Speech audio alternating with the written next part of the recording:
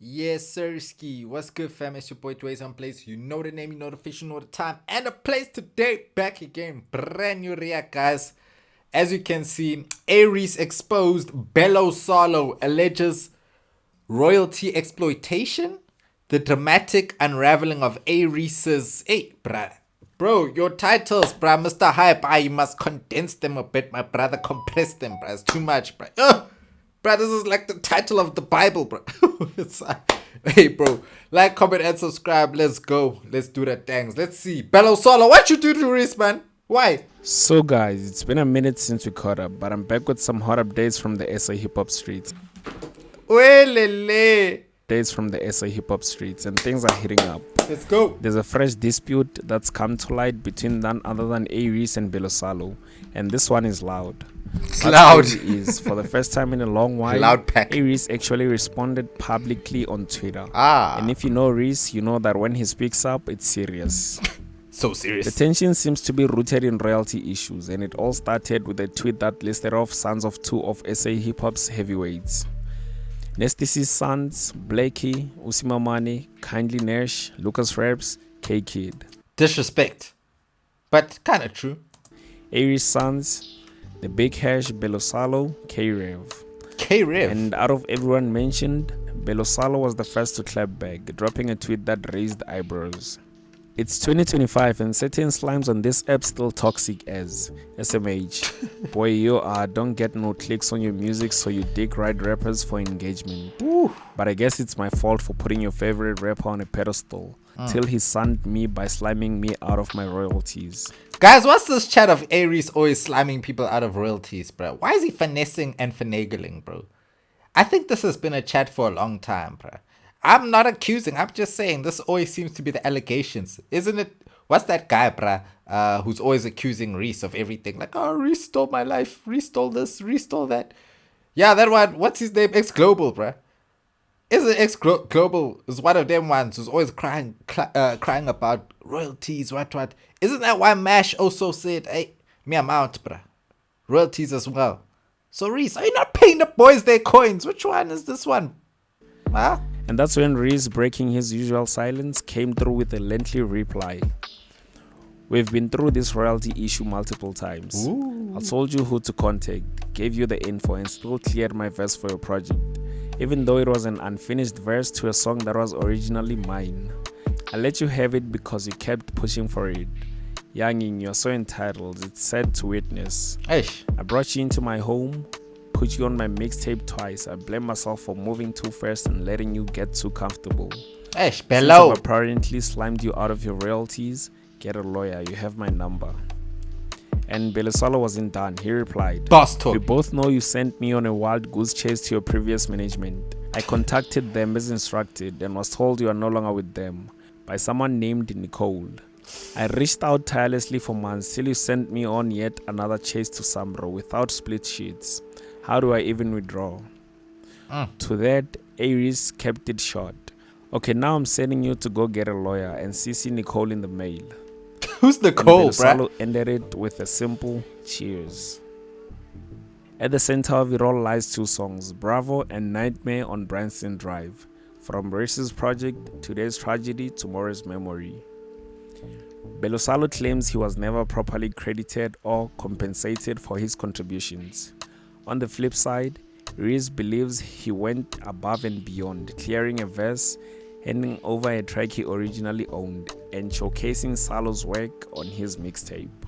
A-Reece maintains that he provided Belo Salo with all the necessary information regarding the royalty issue, including directing him to the right contacts. Despite his efforts, he feels disrespected, especially after going out of his way to help elevate Salo's career. Guys, there's two sides to the story, though. There's two sides to the story because both could be true, right? Reece could have went out of his way to really try and make sure that everything was good. And Bello might have felt like, yo, I really tried to make sure that I got my cut and everything, but your people were sending me on a wild goose chase. Both could be true, right? And what do you really do in this situation? To be honest, bro, I say the best thing to do in this situation, if you're in Bello's position, is to not come for those royalties. Like, okay, I get it, bro. Like, it's like there's a lot of sacrificing you have to do in this game, bro. And sometimes it's like, bro, let me not burn my bridge. Okay, I didn't get my coins for those 2 records, but the bro gave me the spotlight. Bro gave me the opportunity. Bro invited me to his house, let me in, did all these things for me. So yeah, maybe I feel slighted out of my coins, but look at what he did do for me. So when I look at it like that, I'm like, you know what? I'll let the coins go because I'll be like, I'd rather keep that relationship with Reece and rather keep those good books than fight over coins for 2 songs. And let's be honest, guys, this is a streaming era. It's like, yeah, fighting for 2 songs, bruh, for those coins. Are you really fighting for much, bruh? Would you rather burn your bridge with Reece over like, what, 5 bands, 10 bands? You know, like 10 bands in a year of that song, maybe 20 if you're lucky. Like, come on, bruv. You know what I mean? I'd rather keep that relationship as good as I can. Right? That's just me. Maybe, I don't know. You guys can let me know how you feel about that. But that's just me, bro. I'd rather keep the relationship clean. And yeah, but anyway, let me stop rambling. And He highlights that he allowed Salo to use an unfinished track that originally belonged to him, and even featured him on his own platform, including his mixtape. From Reece's perspective, he fulfilled his part and more, which makes the fallout even more frustrating.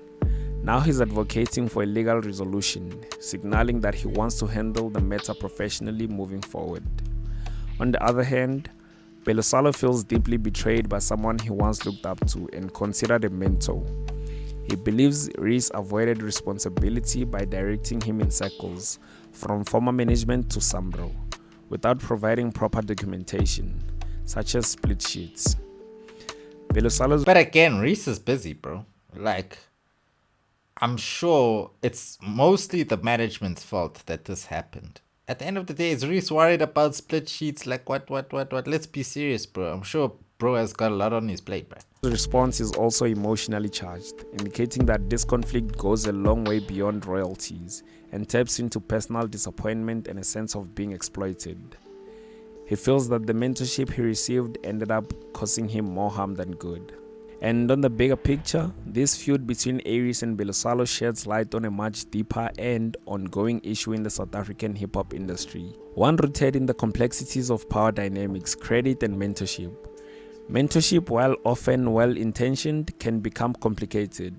In this case, Belo Salo likely viewed Reece as a big brother figure, someone guiding him through the industry. While Reece may have seen promise in Salo but now regrets how quickly things progressed between them. The now viral Sans tweet didn't just spark the public fallout, it revealed long-standing, unspoken tensions bubbling beneath the surface. The surface! Furthermore, the situation highlights a critical gap in the industry. Young artists frequently enter the game without proper legal protection or understanding. True. Making them easy targets for misunderstandings and potential exploitation. Guys, always try and understand legalities around music before you enter, guys. There's a book by Academy of Sound Engineering. I'm not sure what it's called, but it's a law book. Go there. It's in Auckland Park. If you want to understand the law behind music and rights and royalties and all those things, splits, go and get that book. That book explains everything. It's from the Academy of Sound Engineering. I'm sure if you go to the SABC Music Library, they can get you that book. Bruh, telling you, that book will offer everything you need to know legal-wise. Lawyer, jargon, everything, bruh. It's key. Ultimately, public disputes like this one don't just impact the individuals involved. They reshape how upcoming talents perceive the veterans they once admired, potentially undermining trust in the very mentorship structures meant to uplift them. And here's the twist. This isn't the first time someone from A-REECE's inner circle has voiced grievances. Names like Mesh Beats, Wayze and X-Global have all previously hinted at feeling sidelined, abandoned or mistreated by A-REECE.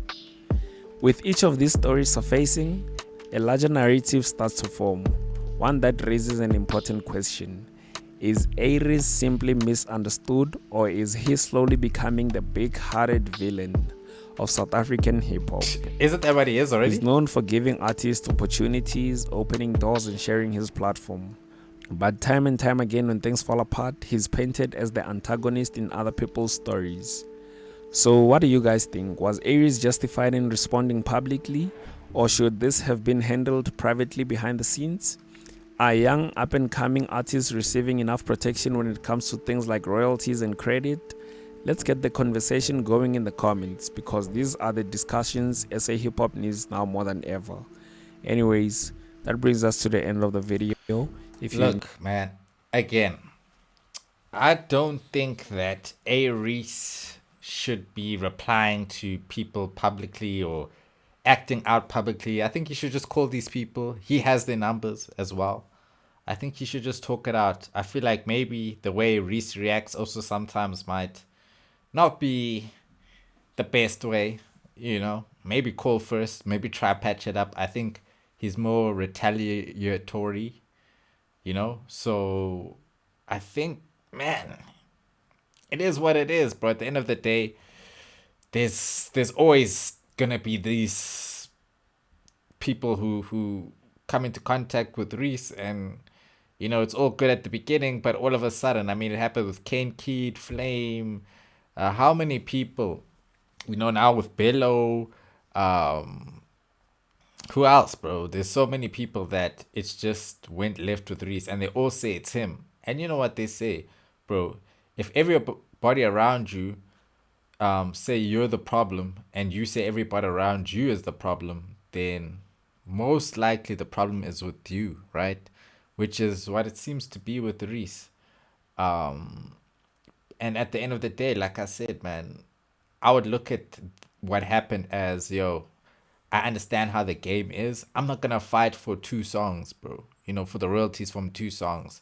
I'm going to just take it on the chin and be like, Reece really helped me, helped my career. He put me on. He shone a light on me, gave me a stage, put a battery in my back. Pause, no Diddy. I'm going to just say that because you never know these days. But, and I'm not going to burn that bridge. I understand that artists do need to understand legalities and everything, which Belo seems to understand because he was trying to get the papers to go to Samra, right? But at the same time, it's like life is a game of chess, bro. Sometimes you can't always just go straight for the king, bro. You know what I mean? Sometimes you gotta finesse your way around the other pieces. You know what I mean? And it's hard to see that when you feel like, this person slighted me. And it's hard to see all the good that they did for you when there's like one little thing or 2 things that you feel like, this person did this and this wrong. Now, all of a sudden, all the good they did for you went out the window, which shouldn't be the case, bro. I think at the end of the day, people should just call each other, talk and communicate and say, hey, bro, I feel like this and this happened. And yeah, man, what are you going to do about it? And then the other person will say, hey, A, B, and C, let's work it out, But this thing of going straight to social media, it doesn't work because it's kind of like, when you go to social media, it's like you're coming from an emotional place. You're putting it out there for everyone to see, to be like, hey, this guy did this to me, guys. Look at this. Whereas you should just hit him directly. Even if you can't hit him directly, rather just take it, charge it to the game, bro. Charge it to the game, bro. And I get it, but it's like this music thing is layered, bro. It's layered. Sometimes you gotta, let something go in order to, keep another thing intact. You gotta be able to say, okay, I gotta sacrifice this so that my relationship is good. Sometimes you gotta do it, bro. And yeah, that's pretty much it, guys.